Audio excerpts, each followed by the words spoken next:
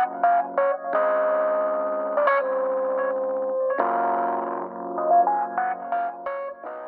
so hello everybody. Welcome back to our Institute of Acton podcast, a conversation for now relaunching under new brand format called the Roman Mirko, as you can see back up. So this is your go-to podcast for the intersection of theology, philosophy, economics, and Catholic social thought. I'm Mirko Testa. I'm working as a publicist for Acton Institute.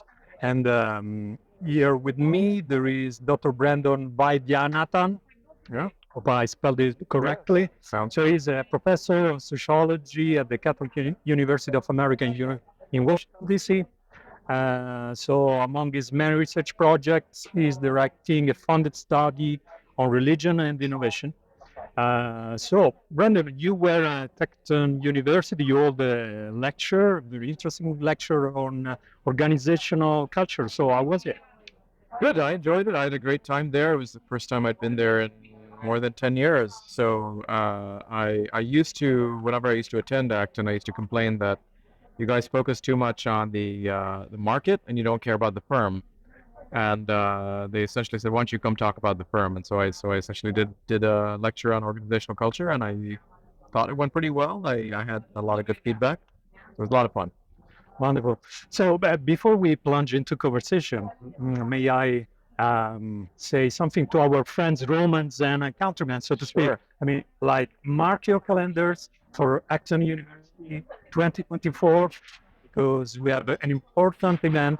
Over 1,000 intellectuals, religious, and economical curious persons are going to join from 80-ish countries all around the world to the Grand Conference in Grand Rapids, Michigan, for the 2024 edition of the Acton University. So it will be June 24 to 27, 2024. Please contact us for further information. And meantime, save the date and spread the word. So the big thing recently in Rome happened in Rome was the Motu Proprio Ad Theologiam Promovendam. That it is actually an executive editor change issued by Pope Francis to the charter and mission of the Pontifical Academy of Theology. So, in a few words, the Pope wants to promote a kind of shift, a paradigm shift into the way theology is taught, received, studied, and over to current and future generations. Yeah. So it's quite a thing. I don't know if you, since you did some research on religion and innovation, do you think is it kind of asking for a new gospel, or what's over there? What's happening over there? Yeah, I mean, I'm just the very beginnings of a project trying to understand the role of innovation in religion and that relationship. But I don't think the Motu Proprio is asking for a new gospel. I think it is a call for sort of a contextual theology, right? Or sort of call for better understanding the context and deeper listening and really trying to trying to sort of better understand the way in which the gospel can be proclaimed more effectively. But it's not just better application of theology, right, that it's calling for. There is a kind of call for something more radical. So if you think about the distinction between, say, incremental and radical innovations, and incremental innovation is sort of a gradual change in how something is done, and then a radical innovation, something sort of qualitatively different. It seems like the Pope is calling for something qualitatively different, and what that is in this particular case is definitely not a new gospel, but it is a call for greater engagement with other disciplines and sort of almost trying to bring in other ways of doing theology, and there's a bit of a challenge there. I see on the one hand, listening is important. Like if you are going to be effective at preaching the gospel, you have to be able to understand the challenges people are facing and the questions that people have, right? H. Richard Niebuhr, the American theologian, used to say that there's nothing more useless than the providing answers to a question that is not asked. Okay. So Yep. what you're trying to understand, what are the questions people are asking? What are the real needs people have? I think that's really important. One of the challenges I see with the Motu Proprio is that it's calling for a kind of transdisciplinarity, right? Which is different from multidisciplinarity. Like, multidisciplinary, we have multiple disciplines working together. In this call for transdisciplinarity, it seems that the Holy Father is asking for theology to be much more attentive to the perspectives and methodologies, the epistemology and methodology of other fields. He's calling for radical change in the epistemology and methodology of theology. And the question is, at what point does it stop being theology then, and then try to become something else, right? So if I'm a social scientist, I pretend to be a theologian, I think it would be a bit of a problem. Yeah. So I think that's a bit of one of the challenges, figuring out how to navigate that shift. Yeah, it sounds a bit like new theology poured in new theology skins, more or less. Right. So I know that. Well, I know you are veteran in sociology, said that theology is not your cup of tea. Right. I know that you lived in the eastern world, in Middle Eastern, and you studied organizational culture and the impact on human flourishing in different sectors. So, do you have any kind of critical insights on and for the church and its self finger pointing to innovate or die, more or less? Yeah, no, it's a good question. I mean, I do think we have to innovate. I mean, secularization is a real phenomenon. The church is on sort of the downward path. The church is declining around the world, and in terms of practice. And a lot of people would say, "Oh, look, there's vocations in my diocese, or there's more young people, or there's more social media." But on the whole, on balance, the evidence is much more strongly in favor of the view that people are leaving the church in larger numbers than they're entering, and so that is a real problem, and so innovation is really important. But I think we have to think about at what cost does the innovation come, right? You don't want it to come at that sort of a too expensive a price. So one of the concerns I have with particularly the kind of multidisciplinary, the transdisciplinary call rather, is I hear it, at least the way the Motu Proprio is phrased, I hear it as sort of saying that theology needs to listen to other disciplines. But what about the other way around? Why not have other disciplines listen to theology, right? Are there ways in which sociology, anthropology, economics, etc., can better integrate the insights of theology, right? So I think that kind of push is not particularly emphasized in the Motu Proprio, and I think we need to maybe figure out whether we can build better communities of scholars who can work together rather than sort of changing the integrity of any particular discipline. Maybe to rethink creative ways in which communities of scholars can work together, because I think that could be a lot more fruitful rather than sort of altering any particular discipline. But I think that theology can be a very fruitful lens for a lot of other disciplines and can actually spur innovation in other fields if they took more seriously some theological frameworks, insights, perspectives, and so that kind of dialogue I think is really critical. Yeah. But you highlight that still there is a kind of fear in the back of our minds that we have to go forward other people without watering down our being, our teaching and stuff. So just to turn page a little bit, I read your book, Mercenaries, Missionaries, even very fast. So it was published by Cornell Press. Very good book, actually. Thanks. And in the book, you point out that there is a growing interest across various organizations and associations that attempt to create a marriage of both faith and work. Yeah. So, considering religion and spirituality are pivotal in shaping workplace ethics and values, could you help us understand why?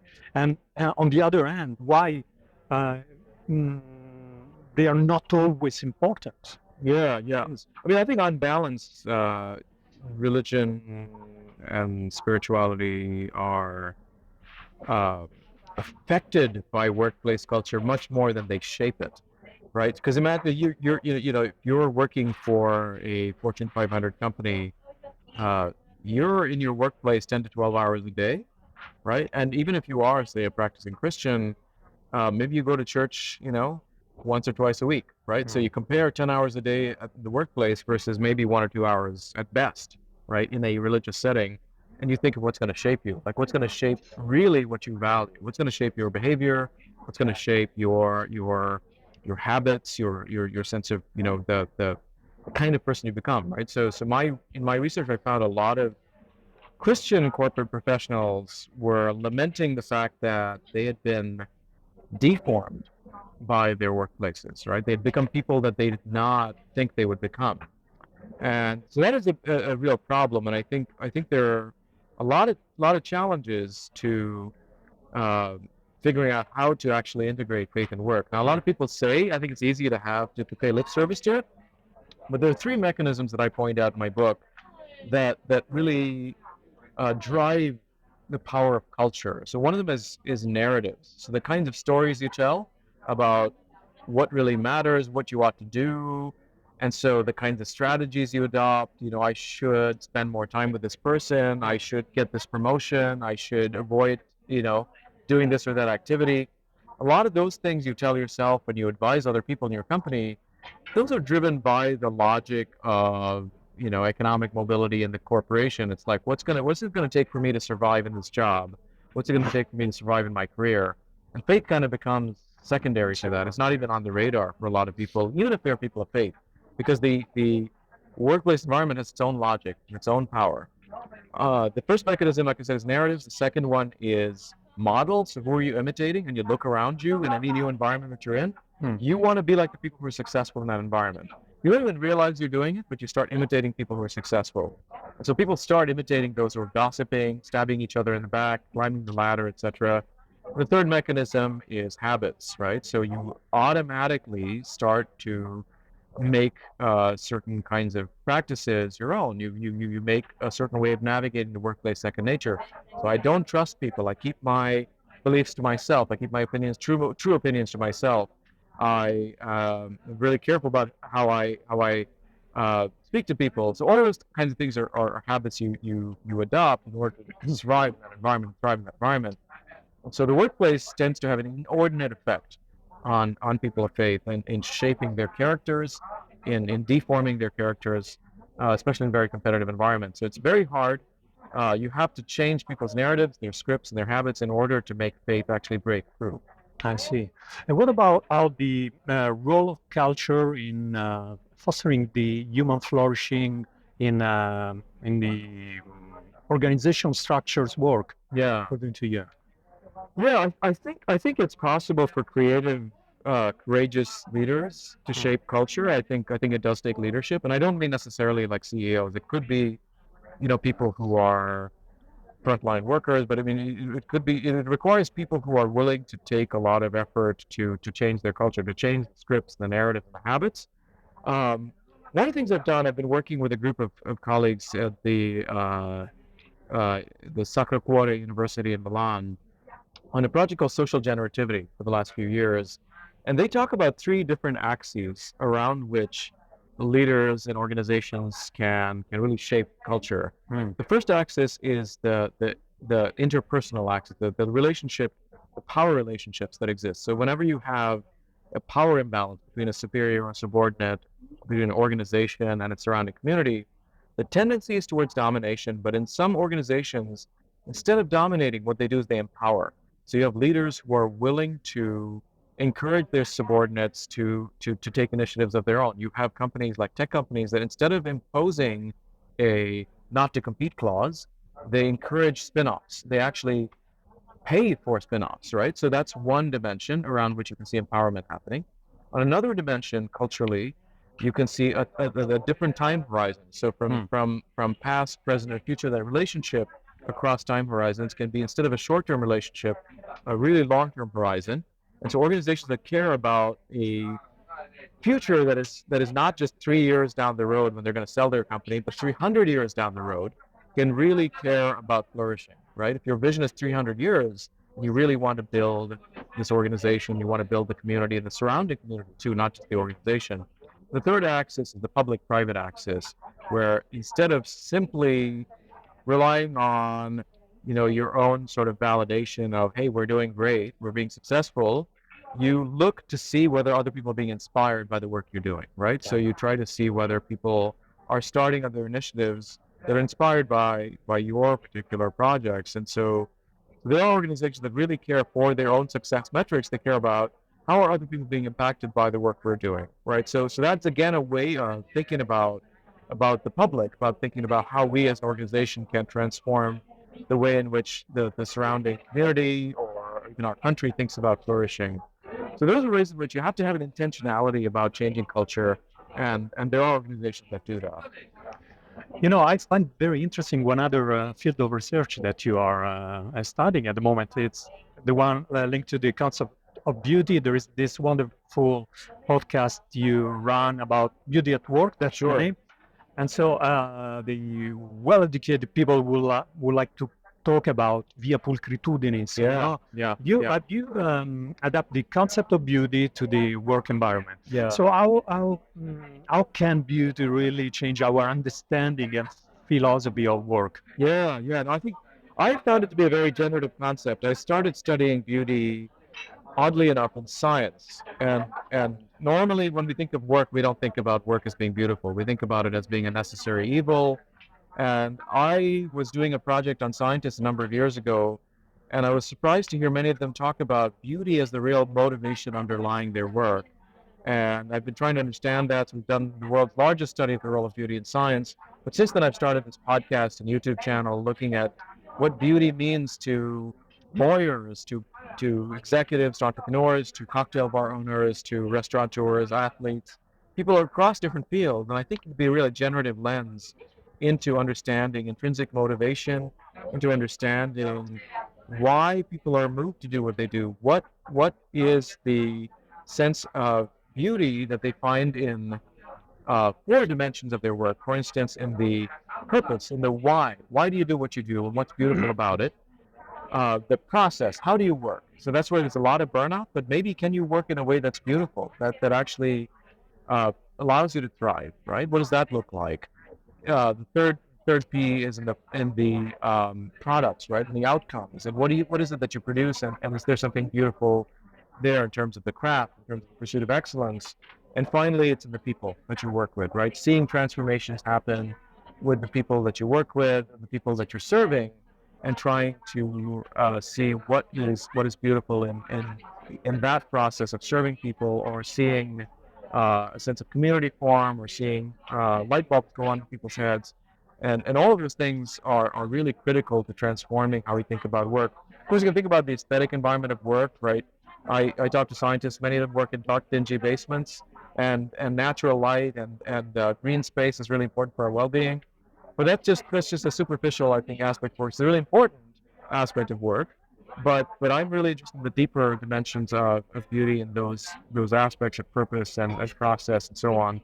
And if we look at beauty as a criterion for what makes work valuable, good, I think it opens up our imagination to new possibilities beyond, say, if we talked about ethics, which often tends to be a kind of question about what is permissible, right? What's the least thing? What can I get away with? And I think beauty opens up our imagination to something that includes the ethical, but is even more resonant, and I think even more cognizant of our dignity and of the value of work.